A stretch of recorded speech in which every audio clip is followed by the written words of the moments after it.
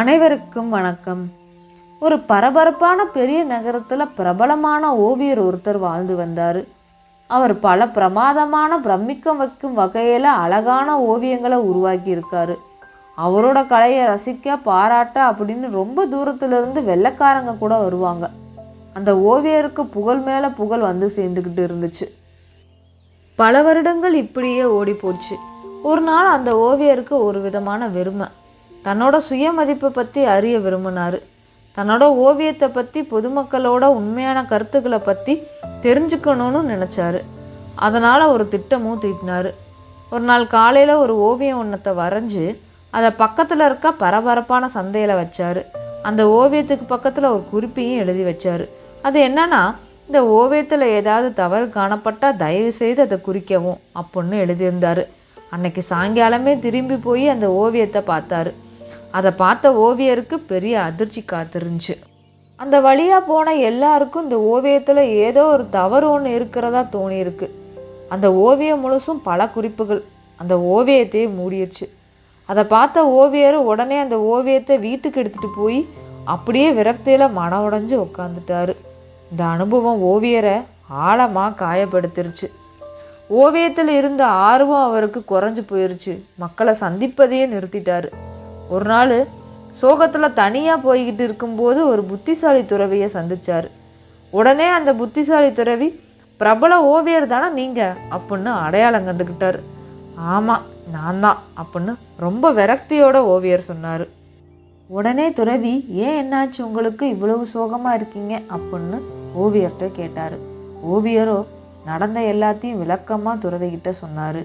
துறவி ஓவியர் சொன்னதை அமைதியாக கேட்டுட்டு, ஓவியரின் ஓவியத்தின் மீதான பெரும் விமர்சனங்கள் அவரோட நம்பிக்கையை சிதைச்சிருச்சு அப்படின்னு துறவி புரிஞ்சுக்கிட்டாரு. அதனால் துறவி ஓவியர்கிட்ட, சரி வாங்க வேறு ஏதாவது முயற்சி பண்ணுவோம் அப்படின்னு ஓவியரை திரும்பவும் ஒரு ஓவியத்தை வரைய சொல்லி அதே சந்தையில் அதே இடத்துல வைக்க சொன்னார். ஆனால் இந்த முறை நான் சொல்கிற மாதிரி குறிப்பெழுதுங்க அப்படின்னும் சொன்னார். அதே மாதிரி ஓவியரும் செஞ்சார். அன்னைக்கு சாயங்காலமே ஓவியரும் துறவியும் அந்த ஓவியத்தை பார்க்க அங்கே போனாங்க. அங்கே ஓவியருக்கு பெரிய ஆச்சரியம். ஓவியத்தை யாருமே தீண்டலை. அந்த ஓவியத்தில் ஒருத்தர் கூட திருத்தம் செய்ய முன்வரலை.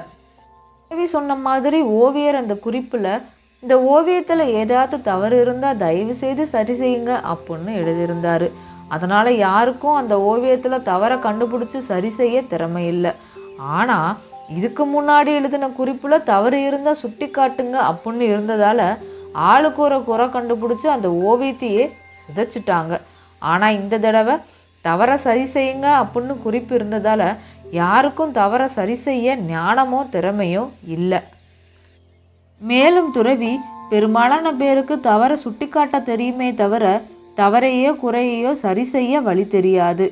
குறிப்பிட்ட கலையை பற்றியோ வேலையை பற்றியோ ஆர்வமோ நாணமோ இல்லாதவங்கள்ட்ட அதற்கான கருத்தை கேட்டால் அவங்களால குறை சொல்ல முடியுமே தவிர அதற்கான தீர்வை தர முடியாது. இப்போ பிரச்சனை ஓவியத்தில் இல்லை, அதற்கான மதிப்பை பாராட்டுவதற்கு ஞானமோ அல்லது நிபுணத்துவமோ இல்லாதவங்கள்ட்ட ஆலோசனை கேட்கறது தான் அப்படின்னு துறவி சொன்னார். துறவியோட வார்த்தையால் ஓவியர் நிம்மதி பெருமூச்சு விட்டார். அது மட்டும் இல்லாமல் துறவி, நம்மளோட சுயமதிப்பு மற்றவங்களோட கருத்துக்களை சார்ந்ததல்ல. நம்ம முன்னேற்றம் அல்லது வெற்றி பாதையில் செல்லும்போது நம்ம எவ்வளவு தான் சிறப்பாக செயல்பட்டாலும் நம்மளை தடுத்து நிறுத்த முயல்றவங்க எப்பயும் இருப்பாங்க. நம்ம வேலையில் இருக்கிற குறையை மட்டுமே கண்டுபிடிக்கிறதுல ஆர்வமாக இருப்பாங்க. இருந்தாலும் இதே நபர்களுக்கு மத்தியில் நம்மளால் இயன்றதை விட சிறப்பாக செயல்படணும். எதிர்மறையான குரல்களை நம்ம கேட்க தொடங்கினா நம்மளால் முன்னேற்றத்தை அடையவோ இலக்குகளை மேம்படுத்தவோ முடியவே முடியாது. அப்படிங்கிறதுக்கு உன்னோட இந்த கதை உதாரணமாக இருக்குது அப்படின்னு துறவி சொன்னார். திறமை இல்லாதவர்களோட கருத்தை நாம் எப்பயும் அனுமதிக்கக்கூடாது. அனுமதித்தால் அது உங்கள் பயணத்தையே தடபுரலை செய்யும். அதனால் தேவையற்ற விமர்சனங்களை தவிர்க்கணும். நீங்கள் உண்மையாகவே வளர்வதை காண விரும்பும் நபர்களோட சூழ்ந்து இருக்கணும். அப்படி நல்ல நபர்களோடு இருக்கும்போது உங்கள் முன்னேற்ற பாதையில் கவனம் செலுத்த அவங்களே உதவியாக இருப்பாங்க அப்படின்னு துறவி ஓவியர்கிட்ட அறிவுரை சொல்லிட்டு கிளம்பிட்டார். அந்த நாளில் இருந்து ஓவியர் எப்பயும் மன மகிழ்ச்சியோட தன்னோட ஓவிய கலையில் மென்மேலும் உயர்ந்து பல வெற்றிகளை சந்திச்சார். ஆமாங்க, நம்மளும் நம்ம வாழ்க்கை பயணத்தில் நம்பிக்கை வச்சு திறன்களை மேம்படுத்தி நம்ம மதிப்பை அதிகரிக்கணும். ஏன்னா நம்ம நோக்கத்தில் கவனம் செலுத்தும் போது தான் நம்மளோட உண்மையான வளர்ச்சி தொடங்குது அப்படின்னு சொல்லிட்டு இந்த கதையை முடிச்சுக்கிறேன். அடுத்த ஒரு நல்ல கதையில் சந்திப்போம். நன்றி, வணக்கம்.